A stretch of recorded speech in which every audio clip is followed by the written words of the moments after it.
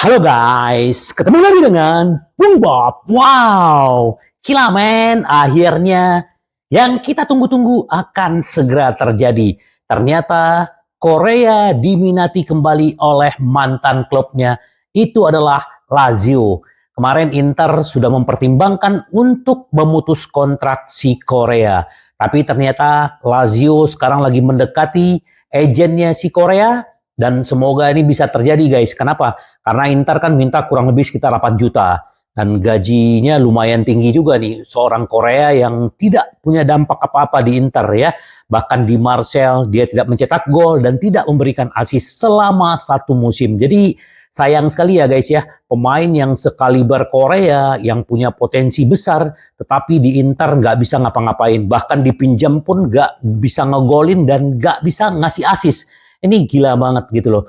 Bahkan kemarin Galatasaray, dari AEK Athens, dari River Plate yang banyak meminati, tetapi tidak ada langkah konkret dari mereka untuk membeli atau meminjam. Minjam nggak mungkin, karena kontraknya juga bakal habis kan.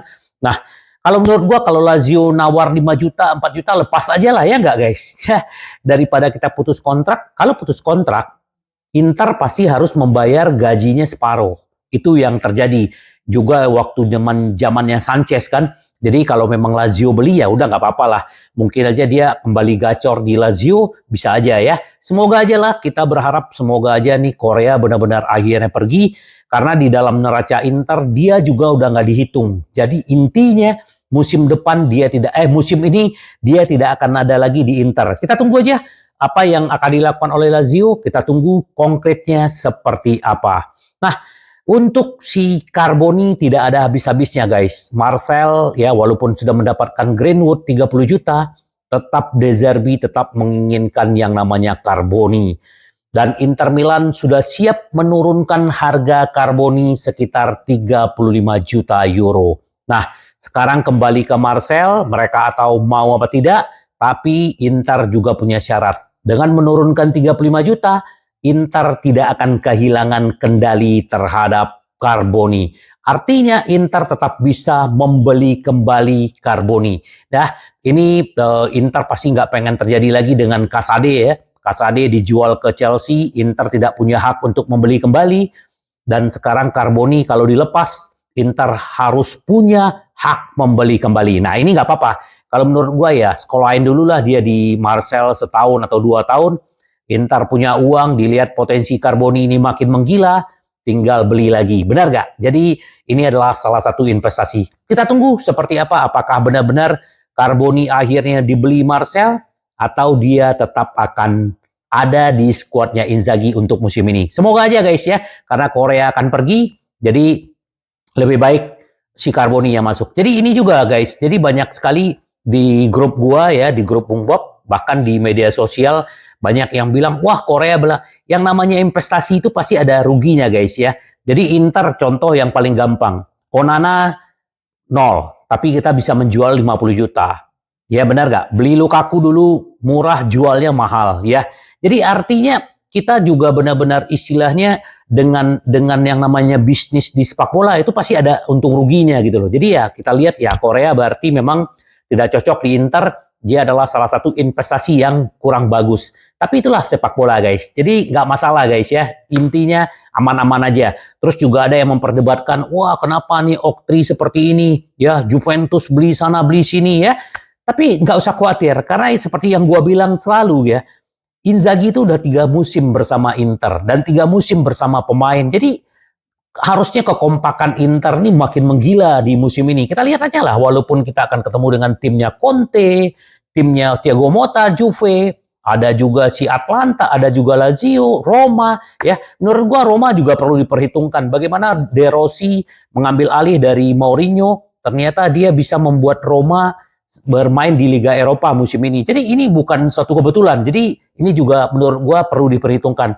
Tapi Inter yang penting adalah fokus dengan dirinya sendiri ya. Apalagi kita lihat bagaimana penampilan pemain-pemain baru kita juga sangat menjanjikan. Guys, ini dulu Campione ya. Ini bajunya Inter waktu juara bintang kedua. Nah sekarang kemarin gue bilang bahwa Inter mempunyai seragam kandang terbaru. Nah dengan seragam kandang terbaru Inter yang kemarin gue share, Inter pengen meraup keuntungan dengan penjualan kurang lebih sekitar 25 juta. Jadi memang baju-baju seragam Inter memang lagi dikejar sama fans, ya memang harga aslinya 3 jutaan ya bro, ya guys ya. Jadi artinya kalau yang mau beli silakan di officialnya Inter, tapi kalau yang KW-KW juga silakan cari, pasti banyak ya. Yang jelas Inter pengen meraup keuntungan dari situ. Jadi gua rasa Inter bisa mendapatkan dari penjualan seragam kandangnya 25 juta dan masuk lagi uang ke kas Inter.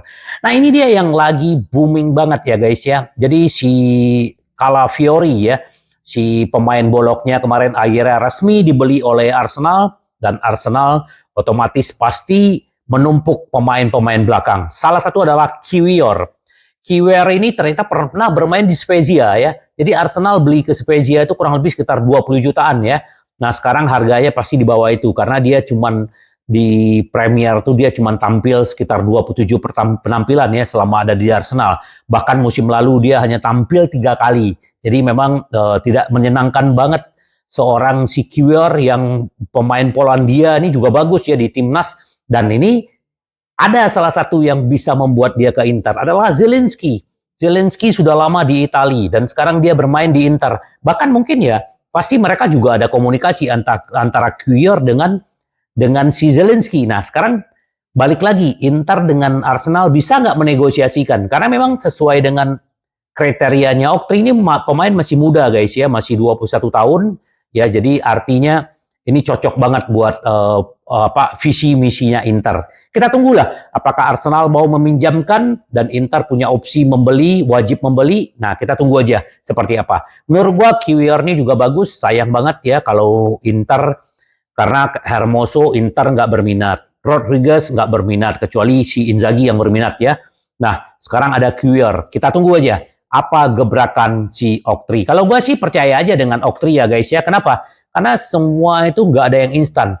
Oktri ini baru 1 bulan ngambil alih dan sebanyak fans-fans karbitan kalau menurut gua ya, yang apa namanya, mereka wah Oktri begini, ini begini ya, semua tuh pasti ada perhitungan bro ya. Di sana ada Opa Marota, ada yang sudah menjalankan begitu lama ya, dan Inzaghi juga bukan orang yang baperan gitu loh kedapat pemilik seperti ini, dan dia tetap jalan kok. Apalagi ya kemarin kita lihat Josep Martinez saja Oktri datangkan 13,5 juta loh ya.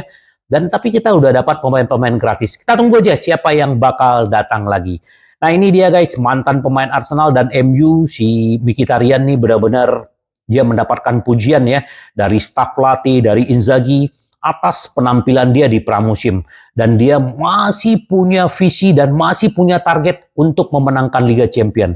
Dan kita tidak merasakan dan tidak melihat bahwa dia berumur 35 tahun. Dia masih kayak berumur 23 tahun guys. Musim lalu hanya kalah jam bermainnya dengan Barella ya. Barella baru 26 tahun. Jadi bedanya hampir 10 tahun. Tetapi fisiknya luar biasa.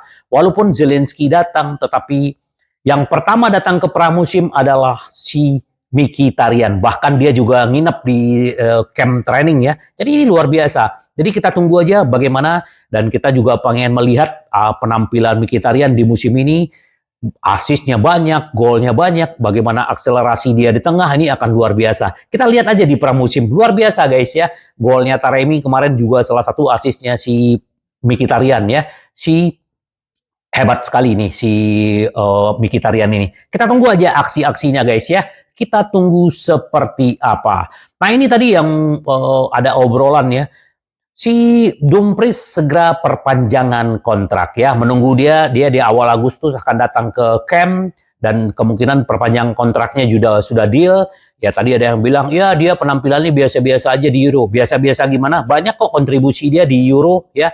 Ini pemain bagus dan dia juga menyatakan bahwa dia terus mau di Inter. Dia cinta Inter. Dan ini juga salah satu adalah faktor juga pasti kapten kita ya. Kapten kita Lautaro Martinez selalu menunjukkan sikap, dedikasi, dan dia membuktikan dia sudah memperpanjang kontrak. Hanya tinggal resminya aja ya kalau untuk si Lautaro. Kita tunggu si Dumfries, jadi bukan karena dia, wah dia biasa-biasa aja. Dia memang pasti pengen terus ada di Inter guys. Jarang pemain sementara kayak Klaassen aja pengen pergi Inter. Si Cuadrado juga pengen di Inter. Semua pengen bermain di Inter. Tetapi ya kontrak udah habis ya Inter gak perpanjang ya itu urusan lain ya guys ya. Tapi yang jelas kita tunggu perpanjangan kontrak Dumfries dan kita semoga aja Theo Hernandez tetap ada di Milan dan nanti akan ada terjadi duel derby antara si Theo dengan si Dumfries kembali ya guys ya. Kita tunggu ya. Ini singa dari dari Belanda ini luar biasa. Kita tunggu si Dumfries guys. Nah, ternyata Taremi sudah mencetak 3 gol di pramusim dan Taremi tidak puas hanya menjadi pemain cadangan untuk melawan Genoa nanti. Kemungkinan dia juga akan menjadi starter, bahkan mungkin dia berduet dengan Thuram ya, karena Lautaro Martinez kan telat nih datangnya. Dia baru tinggal 10 hari lagi Liga Serie A dibuka, dia baru datang. Jadi kemungkinan fisiknya juga belum bugar. Jadi kemungkinan, tapi Taremi memang mengincarnya jadi starter guys. Dia bukan mengincar menjadi pemain cadangan di Inter gitu. Jadi makanya dia benar-benar fisiknya ditunjukin sama dia. Bagaimana permainan dia membaca permainan dan bagaimana dia menjemput bola ke tengah. Kita udah melihat ya. Jadi dia bukan hanya sekedar striker di kotak penalti gitu. Jadi banyak sekali yang kita harapkan dari Taremi. Jadi ini jadi salah satu persaingan sehat antara Thuram terutama dengan si Taremi ya. Kita lihat semoga aja Taremi benar-benar menunjukkan kualitasnya terus di Inter dan bisa memenangkan Liga Champion di Inter. Ini juga si Banyak Cingkune ya, si mantan legenda AC Milan, si Sachi Tumben nih ya. Dia memprediksi Inter Milan masih unggul atas Milan dalam perebutan gelar Serie A. Ya, dia salah satu yang dia lihat ya, Inter pemain-pemainnya tidak ada yang dijual ya, jadi tetap pemain-pemain intinya masih ada dan Milan berganti pelatih dan juga kehilangan Giroud, jadi ada beberapa juga ya. Jadi terus Pioli juga udah nggak di sana pasti ya.